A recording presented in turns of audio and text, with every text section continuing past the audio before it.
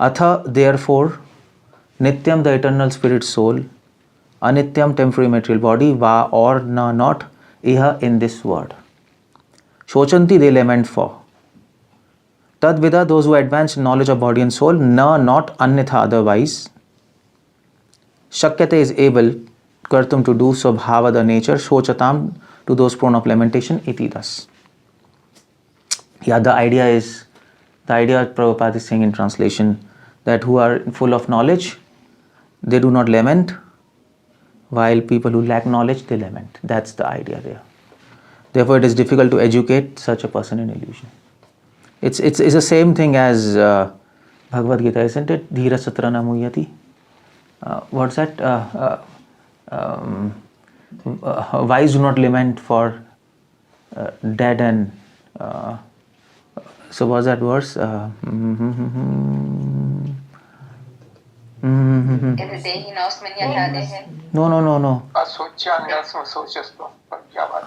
Ashocyan ashocastam pragyatam bhasha se gata sunakatum samsa nanu shochanti pandita. Yeah, that one also, yeah. That's true. And also, and like this there are many other verses. Purport Srila Prabhupada writes, according to Mimamsa philosophers, everything is eternal, Nitya, and according to Sankhya philosophers, everything is Mithya or Nitya. Nonetheless, without real knowledge of Atma, such philosophers must be bewildered and must continue to lament as Shudras. Srila Sukadeva Goswami therefore said to Parikshit, Shrutabhyadini Rajendra Ninam Santi Sahasrasha Pashyatam Atma Tattvam Griheshu Grihamedinam. Those who are materially engrossed, being blind to the knowledge of ultimate truth, have many subjects for hearing in human society, O Emperor. For ordinary persons engaged in material activities, there are many subject matters to understand, because such persons do not understand self-realization. One must therefore be educated in self-realization, so that under any circumstances in life, he will remain steady in his vows. Okay. Om Ajnanaatimirandhasya Jnananjana Shalakaya Chakshurunmilitam Yena Tasmai Shri Gurave Namah. Namah Om Vishnu Padaya Krishna Preshthaya Bhutale Srimate Bhakti Vedanta Swaminiti Namine Namaste Saraswate Gauravani Prachane.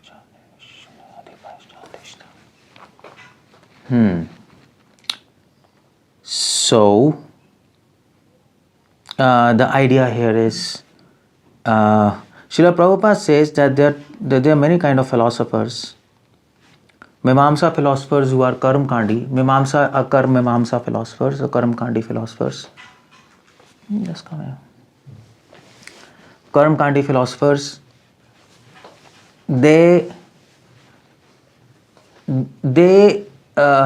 what they do is, they believe that everything is eternal. For them, for Mimamsa philosophers, this material world is real, and that's interesting, isn't it? We also believe material world is real. They believe material world is real, but they think that this material world is nitya. It is eternal. It is real and eternal. That's what Mimamsa philosophers think. Real and eternal.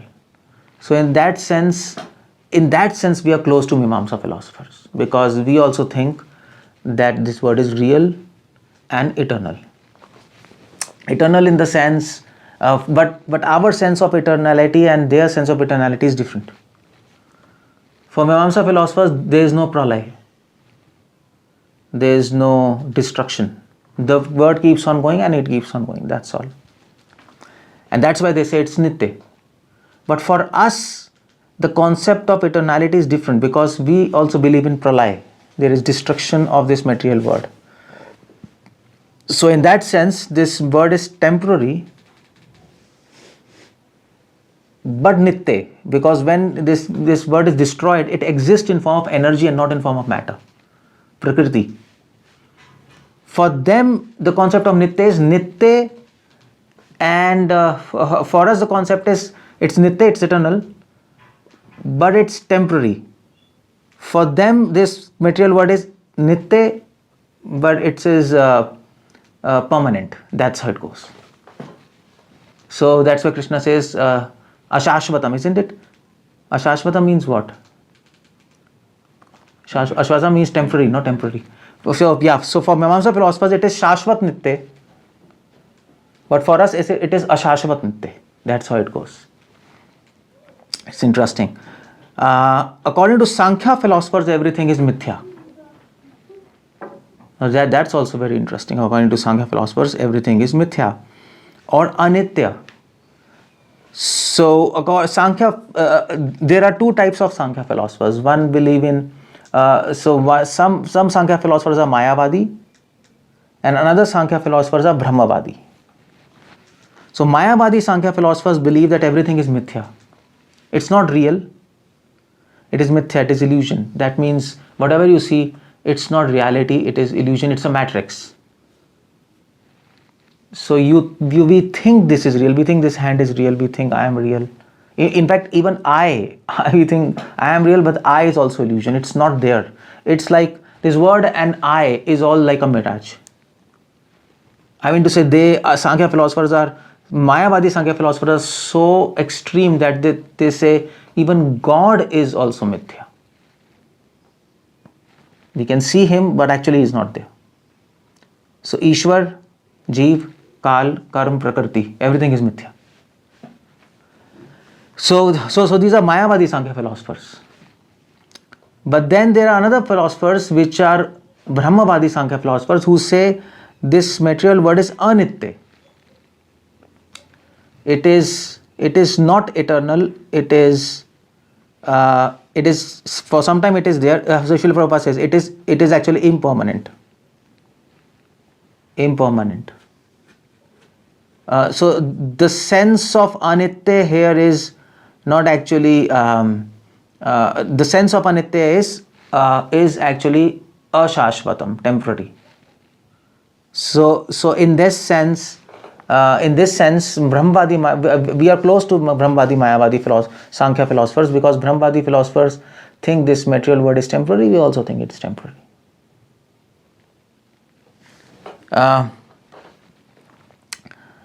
So there are two types of Sankhya philosophers. Nonetheless, without real knowledge of Atma, the soul, such philosophers must be bewildered and must continue to lament as Shudras.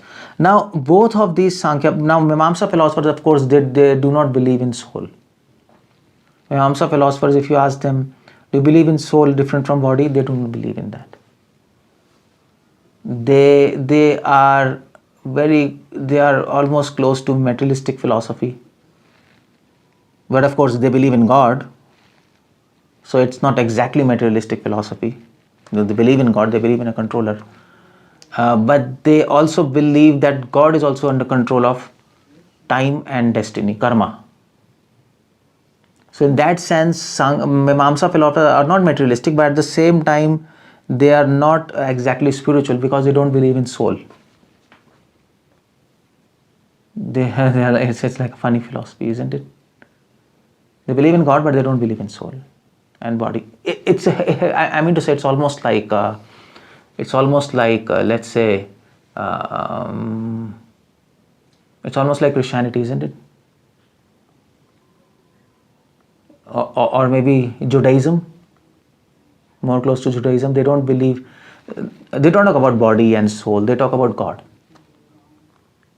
Even if some Christians talk about the spirit, soul, and the flesh, they sometimes talk like this, the spirit, soul, and the flesh. But in the philosophy, the soul and flesh are not distinct. For them, we are humans, isn't it?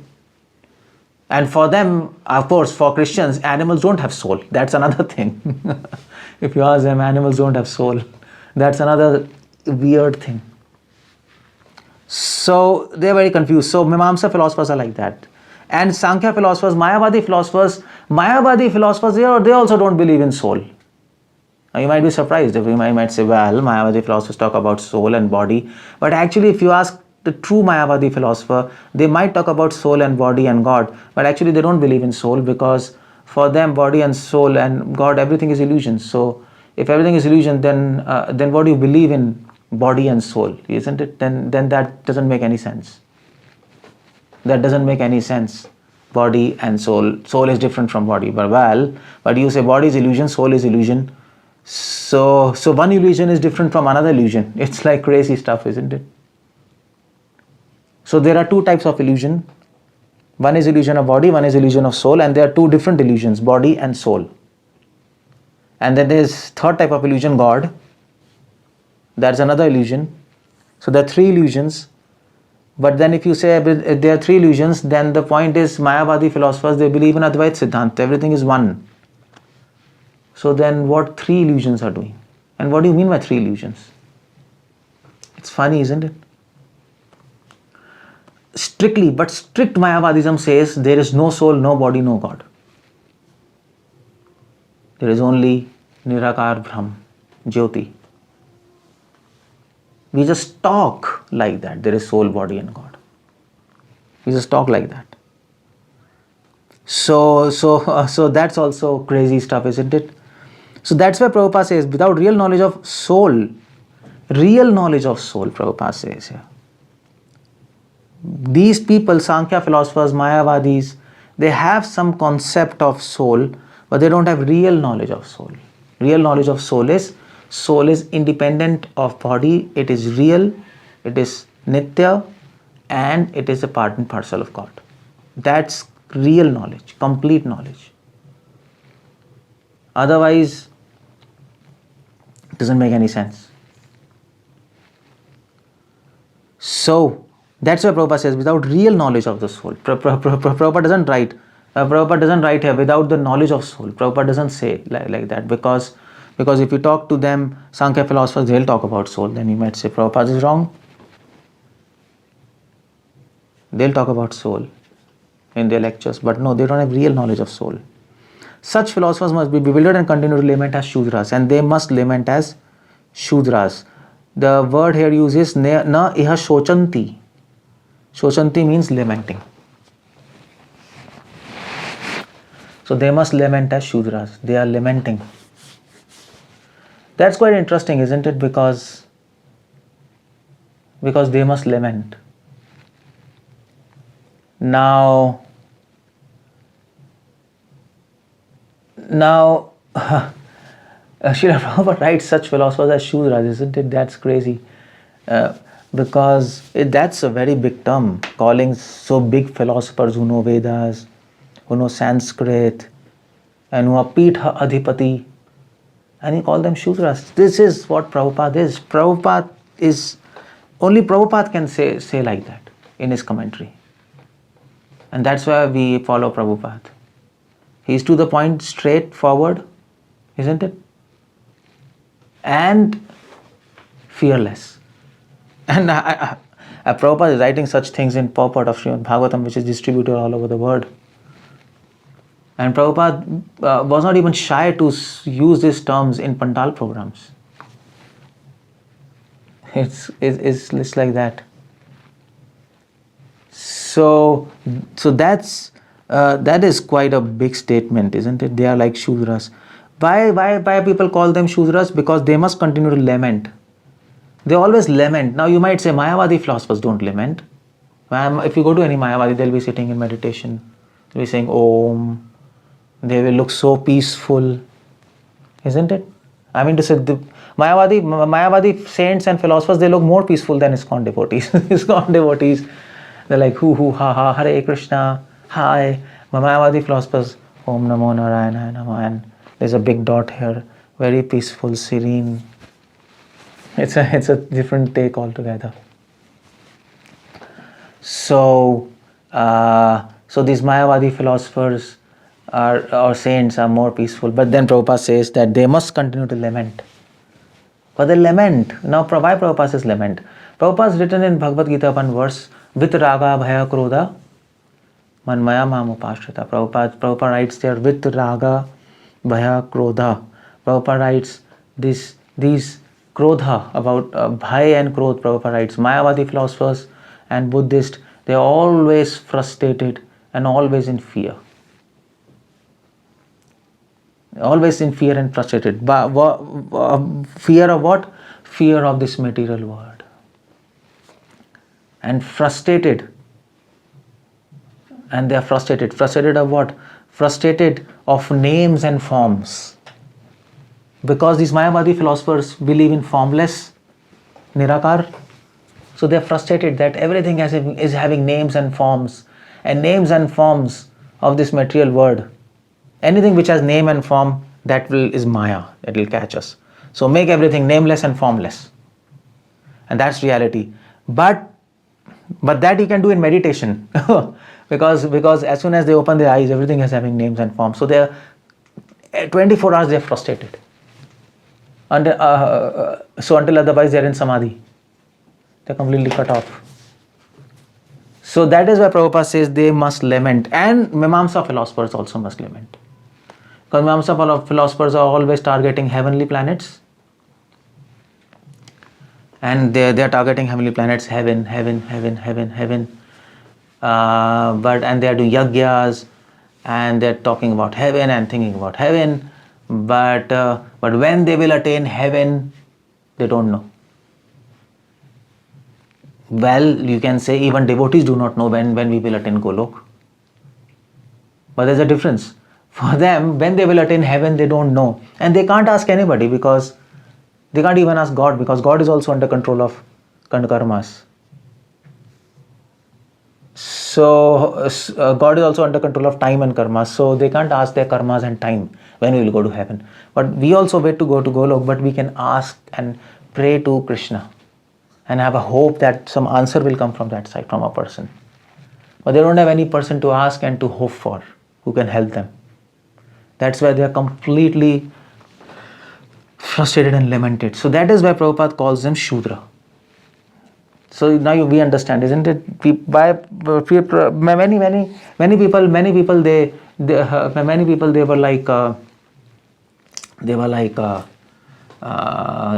many people, when they read Prabhupada purpose, they say Prabhupada has written some audacious purports, and this is not good, it is blasphemy. They are blaspheming Sankhya and Mimamsa philosophers. They are also philosophers.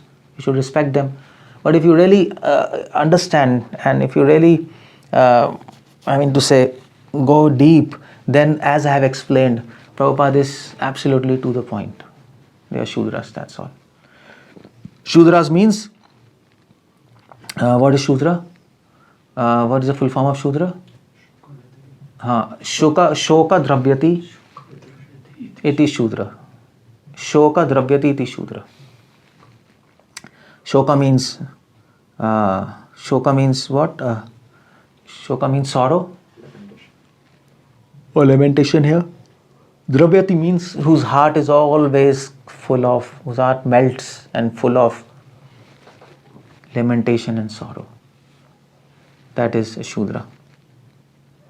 Srila Sukadeva Goswami therefore said to Parikshit, that's why Sukadeva Goswami said to Parikshit, those who are materially engrossed, being blind to knowledge of ultimate truth, have many subjects for hearing in the human society, O Emperor. Those who are materially engrossed, being blind to knowledge, have many subjects for hearing in human society. See? That's the point there. So Mimamsa followers are of course materially engrossed. They want to go to heaven. They are completely... Mimamsa philosophers are actually quasi-material, isn't it? Mimamsa philosophers are quasi-materialistic. Charvak is completely materialistic philosophy. There is no God, no heaven. Whatever you see here on the earth, that's it. There is no after death. Mimamsa philosophers are quasi-materialistic. They think there is God, there is heaven, there is afterlife, but ultimately the aim of life is to enjoy heaven, to enjoy materialistic facilities within this material world. So they are actually quasi-materialistic. That is why they are blind to knowledge of ultimate truth. For ordinary persons engaged in material activities, there are many subject matters to understand, because such persons do not understand self-realization. So Srila Prabhupada writes here that Shrotavyadyani Rajendranam Santi Sahasrasha. Prabhupada writes there are so many subjects we can discuss in this material world, and that's endless. I mean to say, even if you take one branch of knowledge, and that's, you can spend your whole life. You can spend lives after lives, but it will not end. You can spend your whole life in Ayurveda. You can spend whole life in studying one hair of your scalp. You can spend your whole life. There are scientists doing that. Some scientists spend their whole life on ants, or maybe the leg of an ant. But some scientists spend their whole life in studying one molecule in our body. And they're so happy, we study this molecule whole life. That's so, the physicists, they spend their whole life in one neutrino. Like within atoms there is nucleus, neutrons, protons, and then within neutrons, protons, then there is neutrino, neutrinos, and fermions, bosons. And one scientist will spend whole life on neutrino, one scientist will spend whole life on boson. You can do it, it's endless. Just like spiritual world is endless, material world is endless. Om Purnamida Purnamada Purnat Purnam Udachyate. That's the whole idea there. Purnamidam Purnamada. Spiritual word is Purnamada Purnamidam. Spiritual word Adha means that. Spiritual word is complete. Idam means this. Material word is complete. Everything is complete. That's how it goes. Purnamidam Purnamada. Oh, that's okay. I don't want more than that. That's all. So that's what they say. Because this material world is complete, that's why they say have many subjects for hearing in human society. Shrotavyadini sahasrasha. There are many subjects, and even one subject is endless. That's how it goes. So if we are blind to knowledge of ultimate truth, then we can spend entire millions of lives in this material world. Material world is designed in such a way that you can spend eternity in this material world. You can spend, Maya has designed it in such a way, you can spend eternity here, and you can spend eternity very happily and excited, and with a lot of excitement, because there are new things. You can keep on doing. It's like spiritual world. This material world is a reflection of spiritual world. Spiritual world is eternal. Spiritual world is you can never become bored of spiritual world. Similarly, you can never become bored of material world. It's like that. Of course, we become bored in material world by doing one thing, but then there's another thing. In spiritual world, you will never become bored even doing one thing. That's the difference between spiritual world and material world. In spiritual world, you can keep on doing the same thing again and again. In material world, you cannot keep on doing the same thing again and again, because material world is different. That's not spiritual world. But Maya has designed this in such a way that actually you can, that if you become bored of one thing, she will provide another thing. So she will not let you get bored. There's so many things under the sun, The principle is the same. Maya knows Krishna keeps living entities in spiritual world by keeping them engaged and excited. So Maya says, okay, if that's the principle, I'll do the same thing here. I'll keep them engaged and excited. But I can't do this with matter, because matter in inherent is boring. So I will produce lot of matter, lot of varieties, unlimited varieties, so that they will not become bored.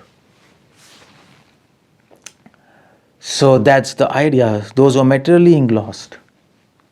So the idea is we cannot get out of this whole material world.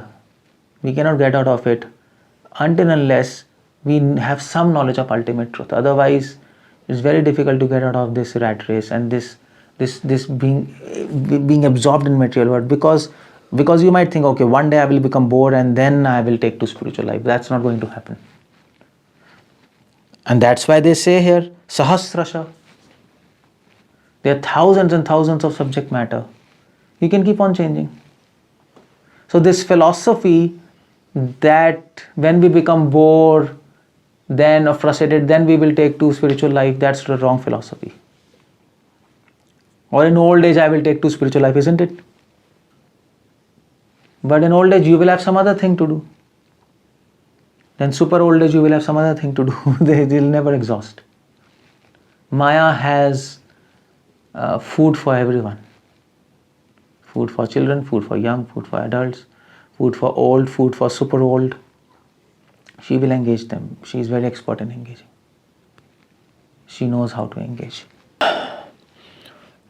So that's how it goes. It's interesting. Huh? This one verse is full of so many things. 𝗙cie𝗹𝗹𝗶𝗹 tattvam griheshu grihamedinam. So the idea is the trick of Maya is to engage you in varieties and not that you get bored. And if you really think the reverse way, the trick of Krishna consciousness is to engage in varieties and not getting bored. And so you can actually translate this verse in another way.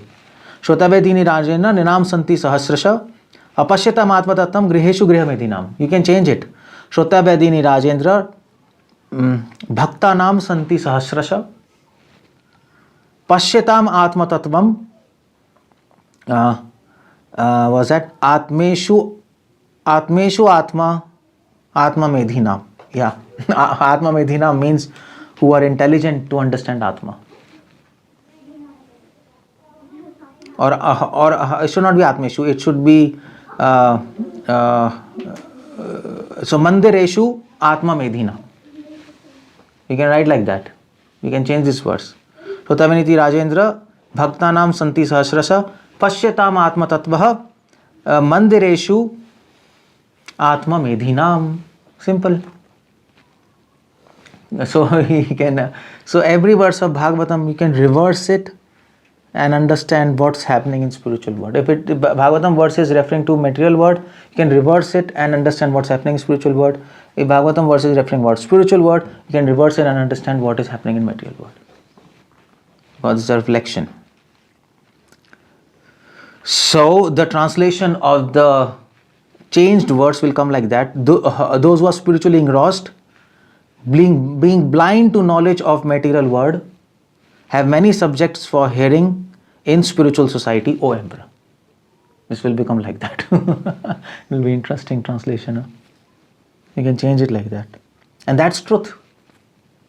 That's truth. And that's the secret of Krishna consciousness. Secret of Krishna consciousness is to engage yourself in varieties of activities. That's why Prabhupada says, that's why Krishna has provided Shravanam, Kirtanam, Smaranam, Archanam, Vandanam, Dasyam, Sakhyam, Atma Nivedanam. So many things Krishna has provided. Because he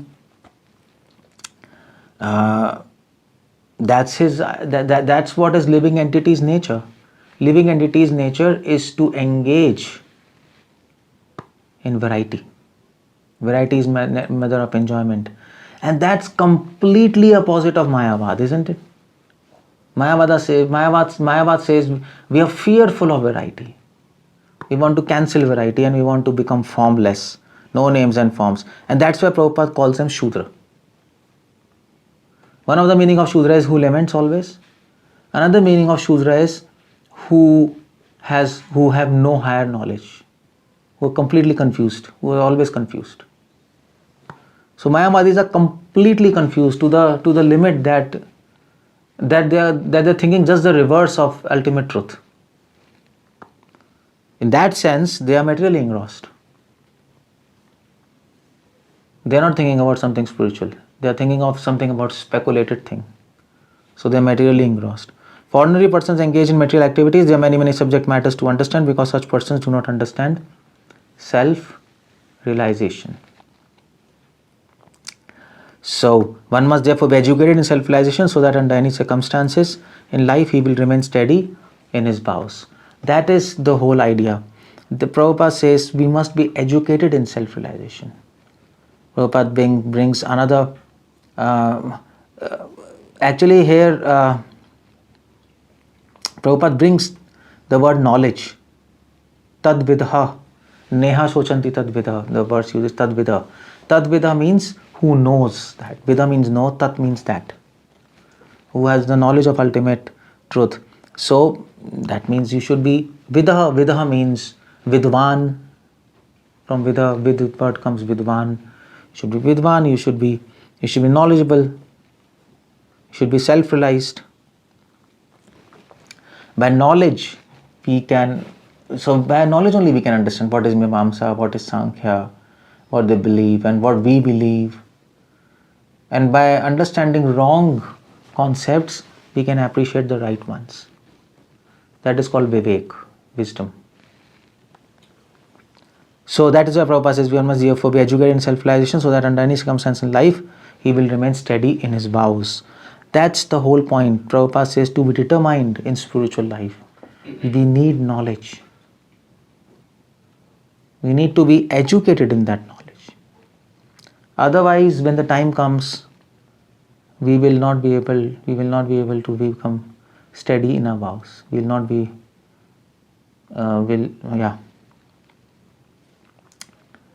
we will not become steady in our vows. Isn't it? So that's the whole point there. That is this whole verse all about. So that is why you see Prabhupada actually, I just want to comment here, Prabhupada started the society ISKCON, and Srila Prabhupada, he wrote the manifesto of ISKCON, and the first point in that manifesto is to educate the people, to educate in general people of the society. And Prabhupada writes that the first point is of education, to give a systematic education to the people of the society, to bring the word peace, something like this Prabhupada writes there. Prabhupada's always, the main motto was education. That's why Prabhupada was writing books, Prabhupada was printing magazines, Prabhupada wanted to open a Vedic college with every temple, ISKCON temple, Prabhupada said, a Varnashram college, that people get trained. People just don't come to temple and have darshan and go. And that's why Prabhupada opened temples. Prabhupada said, I open temples so that people can come and take education. Prabhupada said, these are not temples, these are schools, these are universities, our temples. So this knowledge is important. 𝗙cie𝗶𝗹𝗶.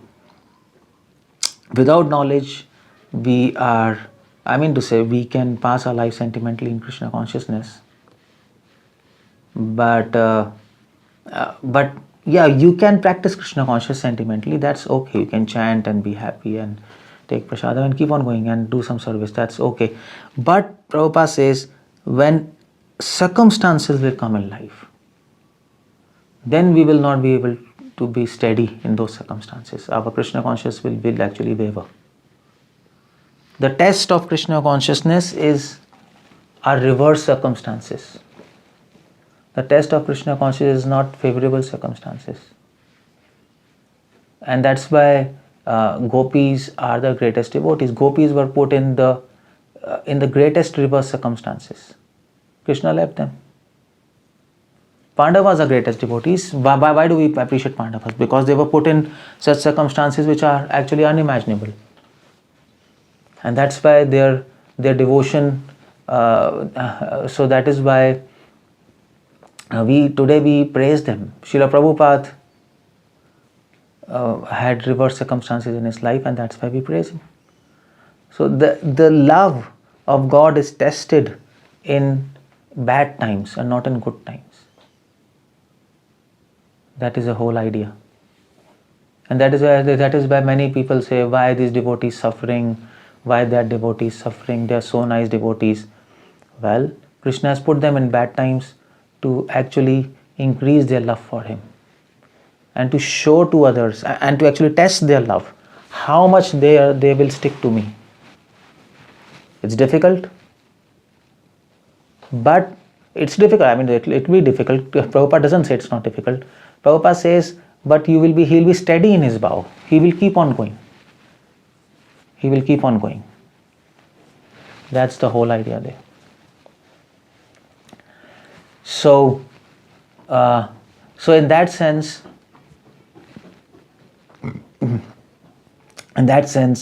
knowledge will be very important in Krishna consciousness. We should always read Prabhupada books. We should take knowledge. That's why we are doing this forum, so that we can understand things. We can say, well, why to discuss all these things? So technical, mimamsa, sankhya, so many types of sankhya, anitya, temporary but real, and what's this happening, But what is this happening? What is happening is, you might say, how does it relate to our prasadam or our cleaning the floor of the temple? It doesn't relate anything. Anyway, we are doing. But the idea is, when we understand philosophy nicely, then our vivek, our discrimination becomes very strong.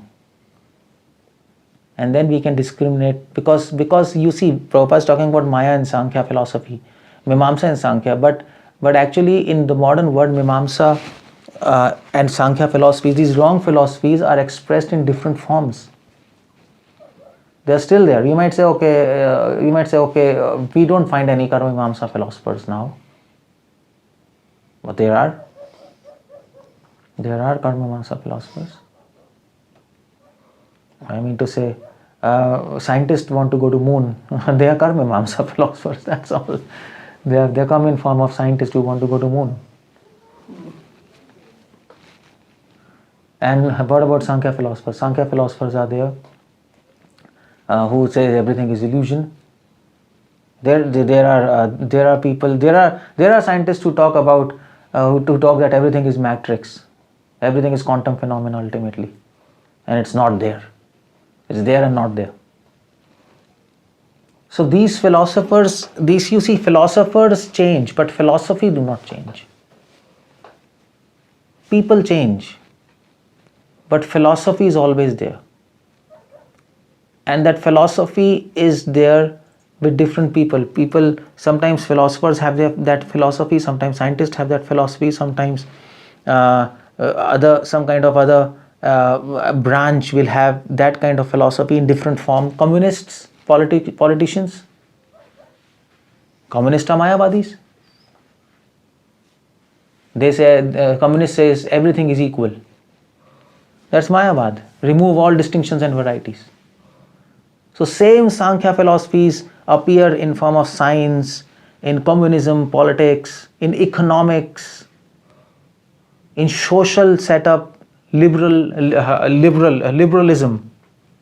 Everything should be given equal rights, no distinction. So that is why it's important to understand these philosophies, because then you can identify in the modern society who is who and then preach them. Because the anti-arguments will be the same. Once you pin down the philosophy of that person, the anti-argument is the same, and then you can preach them. And also, to safeguard ourselves, I mean to say, many devotees are pro for liberalistic philosophy. They don't understand liberalism is Mayavad.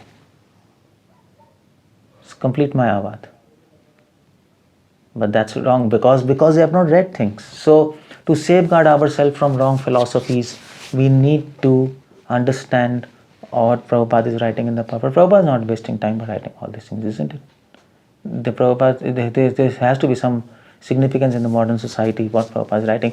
Actually, when Satsvarup Maharaj, he was saying, he writes in Prabhupada Lilamrit that when he was reading Prabhupada Gita, then these foreigners were thinking, why Prabhupada is mentioning in Bhagavad Gita Mayavad. What is this Mayavad? So much Prabhupada is criticizing Mayavad, and they were thinking, why Prabhupada is saying so much? But then Kirtanand Maharaj and Satsvarup Maharaj, when they went to India, then they came to know why Prabhupada is writing about Mayavad. Now India is full of Mayavadis. And then much later they could understand that the whole world is full of Mayavadis. In India there are Mayavadi sannyasis. In America there are Mayavadi scientists. Modern science is another form of Mayavad. I mean to say postmodern science, because according to quantum phenomena, everything is there and not there. It's very illusory phenomena. In fact, even if you don't take quantum physics, still modern science is almost like Mayavad, if you really think about it. Or maybe at best Karma Mimamsa philosophy, modern science. Because there are some scientists who believe in God, but they don't believe that God is in full control. There is God. He has made everything. He has made a clock, and the clock is moving itself. That's how they explain. So they're like Karma Mimamsa philosophy, isn't it? So as you see, we can really we can understand why Prabhupada is writing all these things, and Prabhupada is saying they'll keep on lamenting, and we must give them modern education, so that they can understand absolute truth, ultimate truth, and perfect their lives. But Prabhupada says those who are materially engrossed, it's very difficult to educate them. Prabhupada writes in the purport, isn't it here? It is difficult to educate a person in illusion. But that's what we are doing. It's difficult because they're engrossed. It's difficult. Why it's difficult? Because they're engrossed in their subject.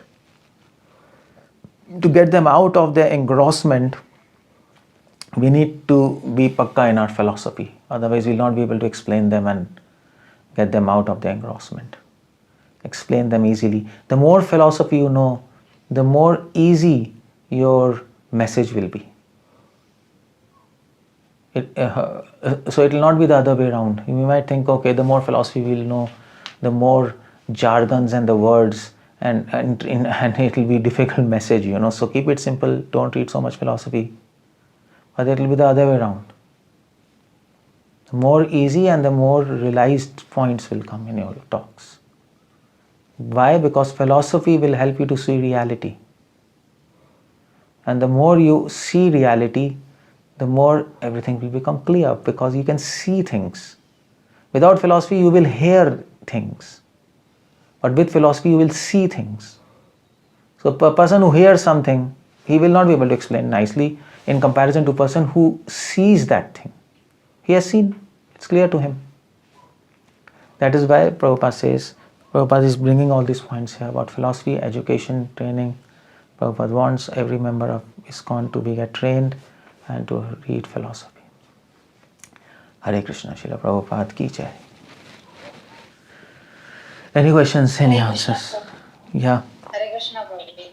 Thank you so much. It was very nice philosophical class today, actually. So explaining about all the different philosophies which we have. And the only thing we have to follow is only Prabhupada's philosophy. That is the God's philosophy, which he had mentioned in all his scriptures. And I just like the point which where he told that Maya engages us in different ways. But it is our choice that we have to engage ourselves in Krishna consciousness. But even in Krishna consciousness also, we have so many services where it keeps us engaged more than the Maya which does us. Thank you so much, Prabhuji, for this nice, wonderful class. So, devotees, any questions or realizations? Please go ahead.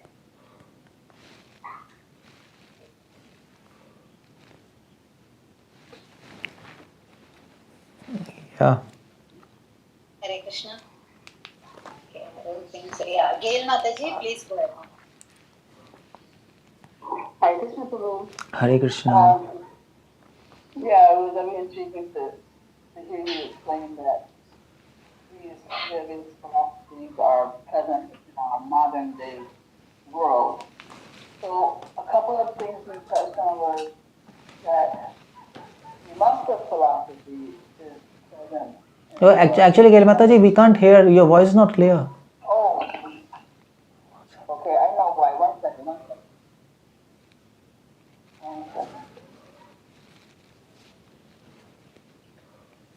Okay, Prabhu. Yeah, I had to take off when I was here. Yeah. Okay. No. Yeah. So, I was saying that it was nice to hear you explain that our philosophies are present in our modern day world, And so I just wanted to get a little more elaboration on, for example, how Mimamsa philosophy is present in the scientific world.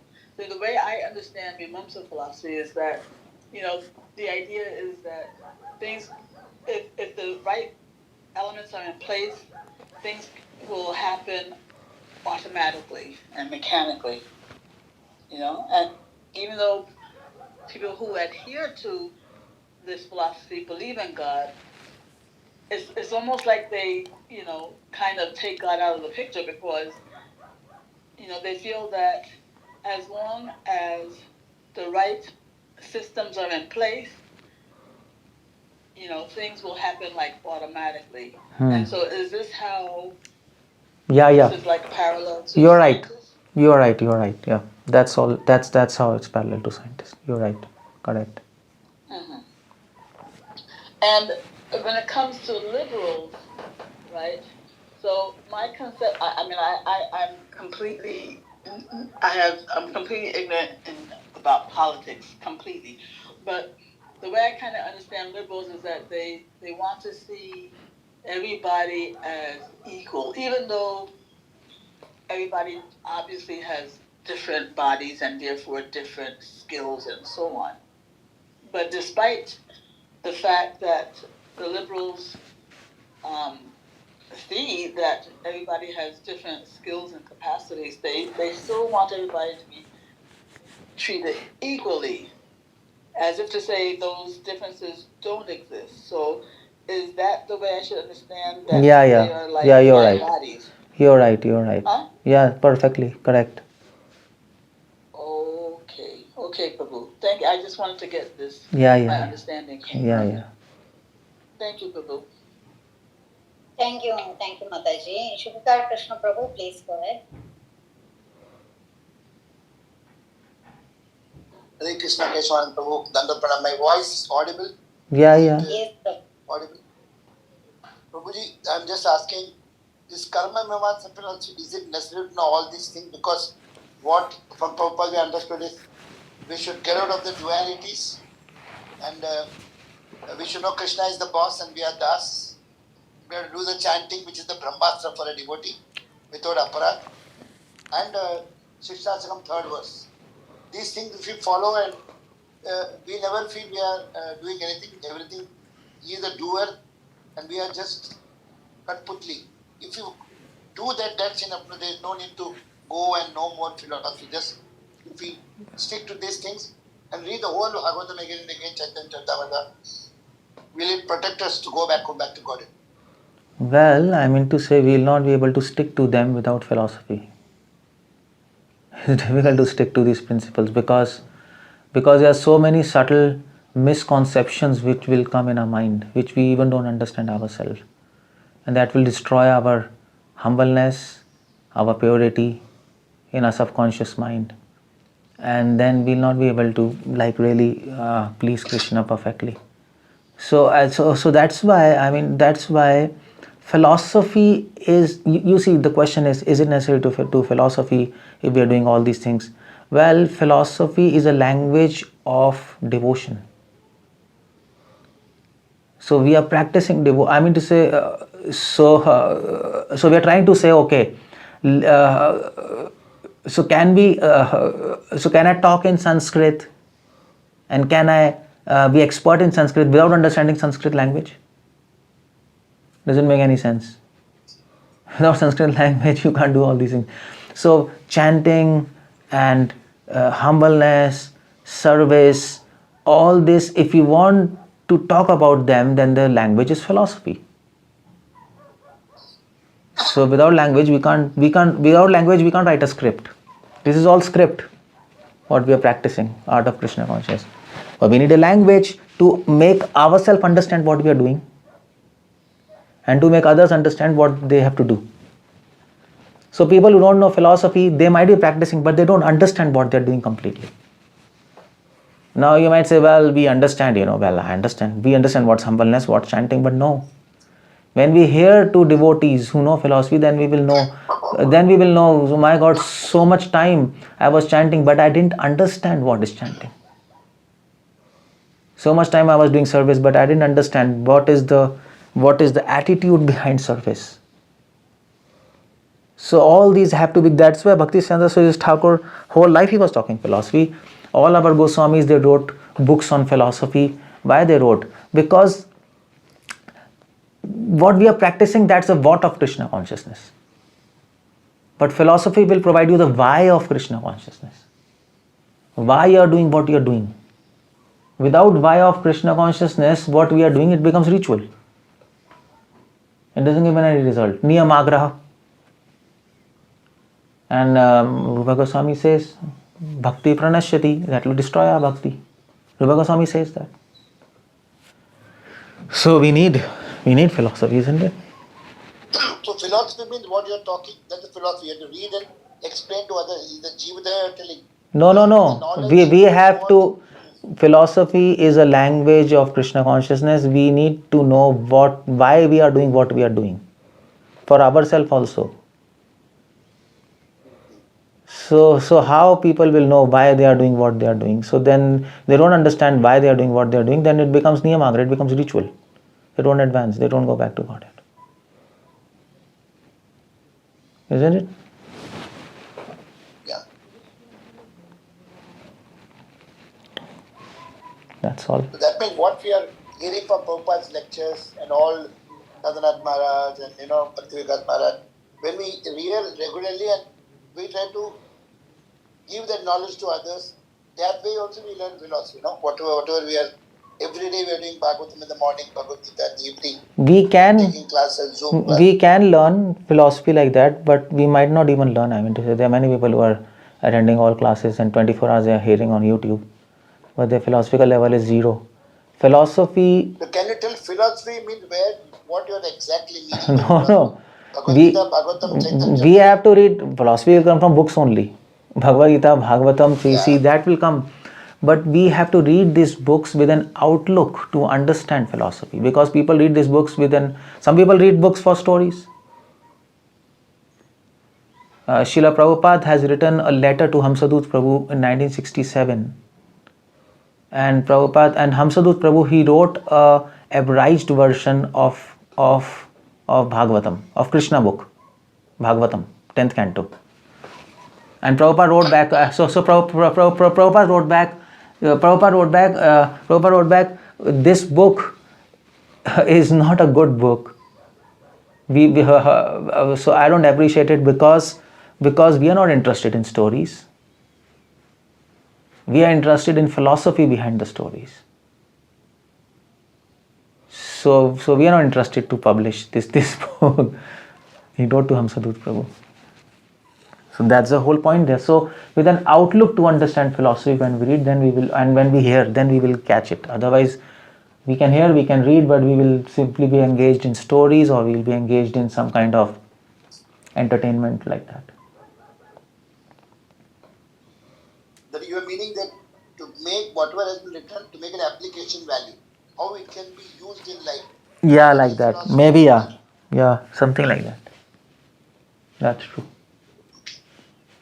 Thank you, bro. Thank you so much. Very nice. Thank you, Thank you, Prabhuji. Kellarman, Prabhuji.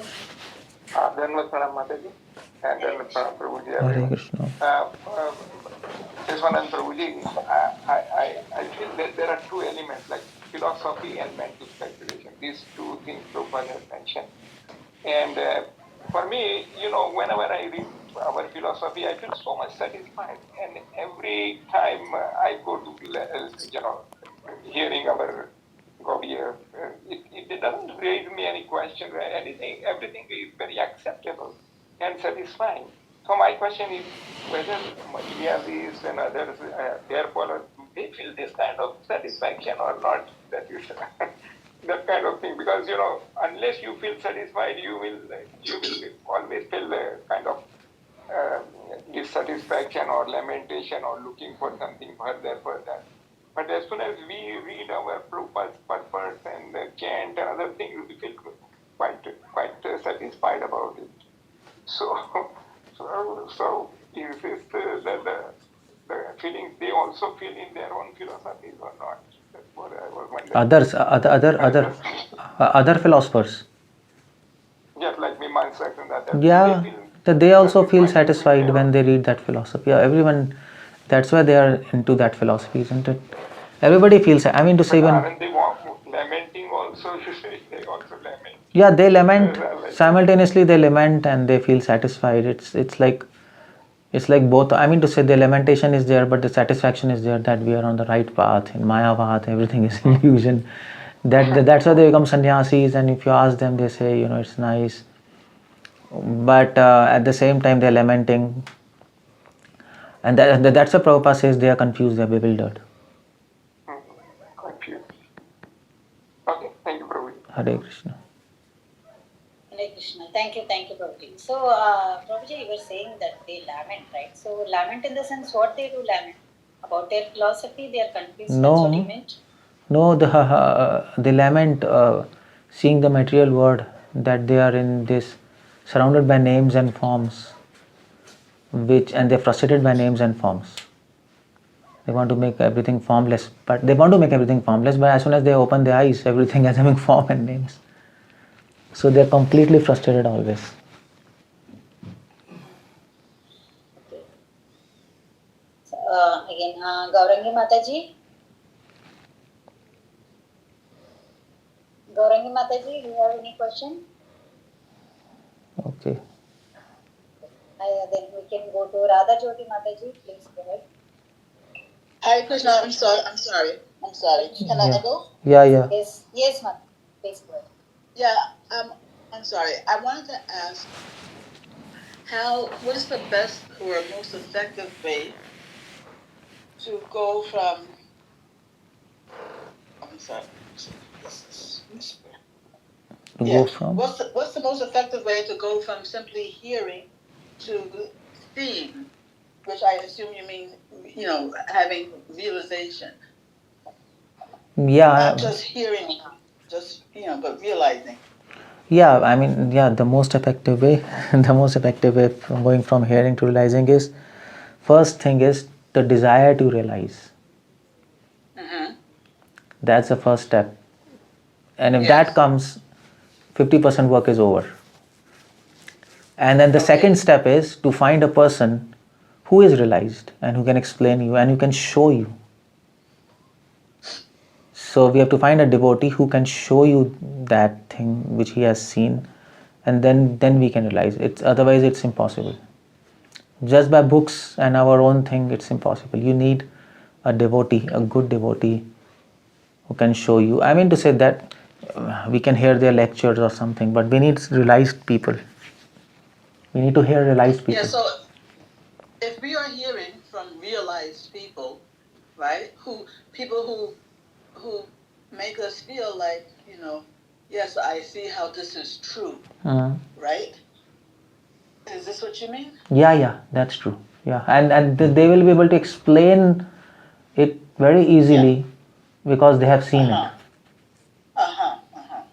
Very nice. Okay, Prabhu, thank you. Hare Krishna. Hare Krishna. Radha Jyoti Mataji, please go ahead. Hare Krishna Mataji, Dandavat Pranam to you. Hare Krishna, Dandavat Pranam Prabhuji. Prabhuji, my question to you is, you mentioned that more the philosophy we know, our message will be very clear and easy. It won't be critical. So my question is, you also mentioned that the liberalism is also a Mayavad or the scientist. Then there is different kinds of Mayavad, but we understand by understanding the deep philosophy. Again, that deep philosophy is not just like reading the books and getting. Mataji, Radha Jyoti Mataji, ask question in one line. I don't want to hear a big paragraph. Just one line. That is what I'm asking. Yeah, what's the question? Tell me. That is what I'm asking. It is not easy to understand the philosophy which by reading the books and the realizations that you told. To what extent it will lead to the steadiness of the vows? Well, so you have to hear devotees who are realized. Otherwise, you simply read books and don't hear to devotees who are realized, then it will not help. Then we will fall down after some time.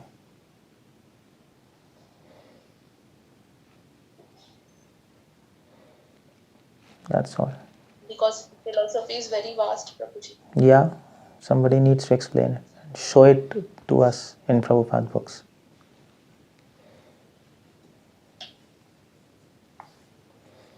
Prabhuji, Okay. Srila Prabhupada books are not only books, they are the conclusions from many books, I feel so.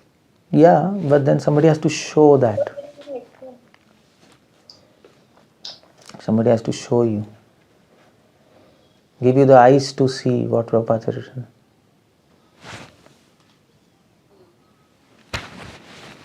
Okay, Prabhuji. Hare Krishna. Thank you, Prabhuji. Manmohan Prabhuji. Hare Krishna Prabhuji, Dandavat Pranam Prabhuji. Hare Krishna Prabhu, am I audible? Yeah. Yes, Prabhu. Prabhu, I just have a simple question. Like you said that philosophy is knowing why you are doing what you're doing in Krishna consciousness, to know what you're doing, why you're doing it. So isn't it enough to know, like, no, we are doing everything to go back to Godhead, to go to Golok Vrindavan? Isn't it the only philosophy that we, the ultimate philosophy that we are just pinpoint where actually our bullseye is, like we want to go to Vrindavan, Golok Vrindavan? That is the only, everything circles around that. That's what we are doing. Why we are doing is to go to Vrindavan, Golok, back to Godhead. Isn't it enough to know that itself? Isn't it enough, or we have to just go and to know all the Mimamsa and all these? Well, Srila Prabhupada, why Prabhupada is writing then? Why Prabhupada is mentioning? If that was enough, Prabhupada wouldn't have mentioned.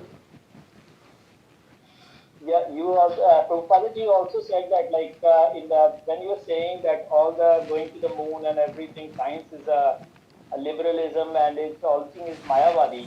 He also mentions somewhere like in US, like they are advanced in science and India is advanced in spiritual. So a lame man is as a blind man example which he gives. Like a lame man is there and he is not able to walk. So like both are needed and equally he gives importance to both. So how does it connect to what we are talking about?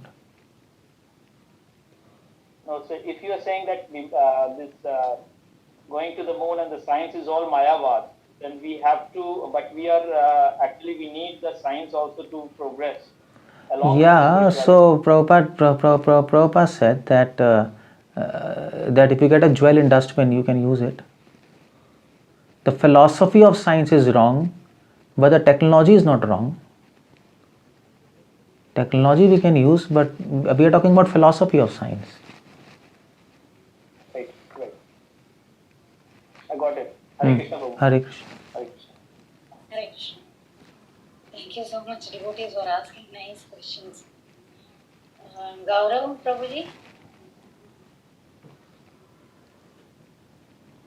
Gaurav Prabhuji, are you there? Yes, Mataji. Hare Krishna Mataji. I wanted to ask, should the devotees read philosophy as a subject, like as in different from Prabhupada books, just for the sake of it? Well, I mean to say, we read Prabhupada books. Most of the things that Prabhupada has handled in his purports. But if somebody wants to read, that's not bad even. I mean, but first we have to read Prabhupada books, because if we keep on reading so many other books, then they have their own viewpoint of that same philosophy, the author, and then we'll become confused. So we can read Prabhupada books and then we can get a hold of all the philosophies, and then if we are interested, we can read other books also. There's no harm in that. But first is first, second is second, like that. Yeah, so actually I did, because it was a part of my syllabus as an academic syllabus. Okay. And I felt that I did feel like, it's quite confusing. So there's no single source from which I can say, okay, this philosophy I can completely understand from this source. So if someone wants to do that, okay, so you can do that. That's okay. You can check multiple sources and do it. There's no harm. But like how to check the credibility? Well, just read, and then if you have any confusion, ask somebody. That's all. That's the best way. Thank you. Thank you, Raj. Okay. Shukika Krishna Prabhu. Oh. Thank you, Madhuri. Prabhu, sorry for one more question. Actually, I when I read, I get sleepy. But when I hear Prabhupada's lecture and other lectures, I'm able to understand and make notes. So is it that if I hear all Prabhupada's old lectures, that's enough? Because reading, I'm not able to read for more than half an hour, 1 hour. Okay, that's so okay. Is it wrong? No, that's okay. We have to understand the concept. That's all. By hearing or reading, whatever. Yeah, Prabhu. Thank you, Prabhu. Hare Krishna, Mataji. Hare Krishna. Madhuha Pula. Okay. Hare Krishna. Hare Krishna, Prabhuji. Hare Can you hear Krishna. me? Yeah. Yes, Mataji, please go ahead. Prabhuji, I have actually two questions. The first one, in the starting of your class, you mentioned Brahmavad and Mayavad. Could you please explain the difference between the both? You see, I mean, Mayavad think we are God. God is formless and we are God. Brahmavadis thinks God is formless, but we are not God. That's the difference. Okay, but Brahmavad, they also want to merge into that Brahman, and they believe after liberation means merging into the Brahman. No. Brahmavad don't want to merge because Okay. they simply want to go to Brahma Lok. I mean to say Siddha Lok, where there is formless feature of God, and stay there. Okay. And my second question is, isn't knowing the essence of philosophy enough? I kept remembering this pastime of Chaitanya Mahaprabhu visiting South India, and the South Indian Brahman. He's not able to understand Bhagavad Gita, but he still... But if that was the case, then why did Mahaprabhu instruct Jiva Goswami, Rupa Goswami to write books? He could have told them, okay, you take Bhagavad Gita and put it upside down and just cry, and that's the method. So that particular incident is just to make us understand that bhav is important. In comparison, if we read books without bhava, then God doesn't appreciate. That's all. That's the only point which Mahaprabhu wants to focus on. Okay.